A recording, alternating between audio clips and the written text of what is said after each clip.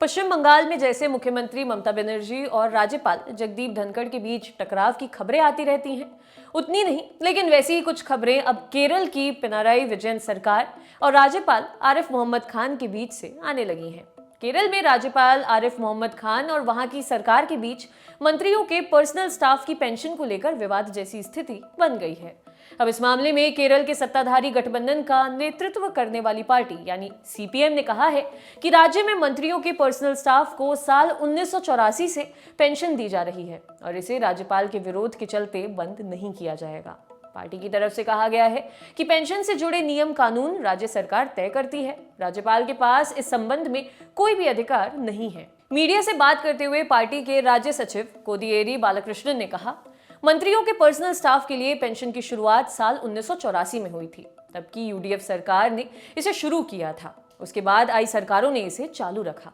इससे पहले केरल के राज्यपाल आरिफ मोहम्मद खान ने इस पेंशन पर सवाल उठाए थे। उन्होंने कहा कि मंत्रियों के पर्सनल स्टाफ के तौर पर पार्टी के लोगों को रखा जाता है। हर 2 साल बाद इन लोगों को बदल दिया जाता है क्योंकि 2 साल के बाद पर्सनल स्टाफ के सदस्य पेंशन के योग्य हो जाते हैं। केरल के राज्यपाल आरिफ मोहम्मद खान ने कहा कि इस स्कीम से जनता के पैसों को लूटा जा रहा है।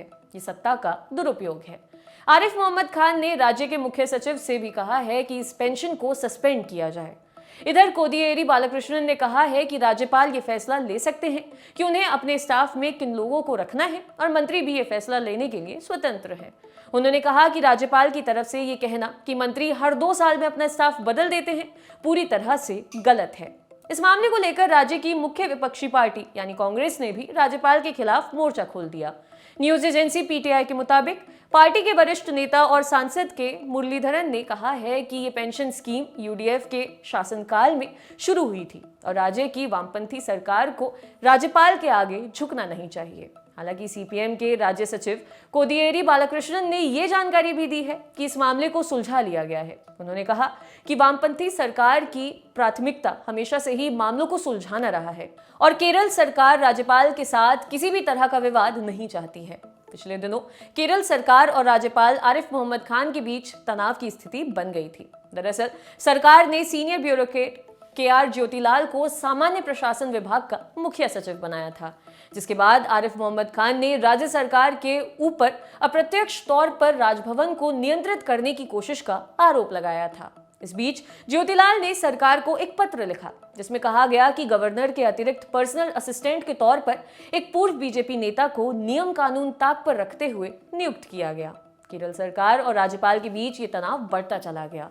बीती 17 फरवरी को राज्यपाल ने सरकार के एक पॉलिसी डॉक्यूमेंट पर हस्ताक्षर करने से मना तक कर दिया। उन्होंने एक बार फिर ये आरोप लगाया कि सरकार राजभवन को नियंत्रित करने की कोशिश कर रही है। इसके बाद केआर ज्योतिलाल को उनके पद से हटा दिया गया। आपके लिए खबर लिखी थी हमारे साथी मुरारी ने। देखते रहिए दी लंदन टॉप। शुक्रिया। साउथ की फंडू फिल्मों का रिकमेंडेशन चाहिए? जानने के लिए लाइक और सब्सक्राइब करें लंदन टॉप सिनेमा।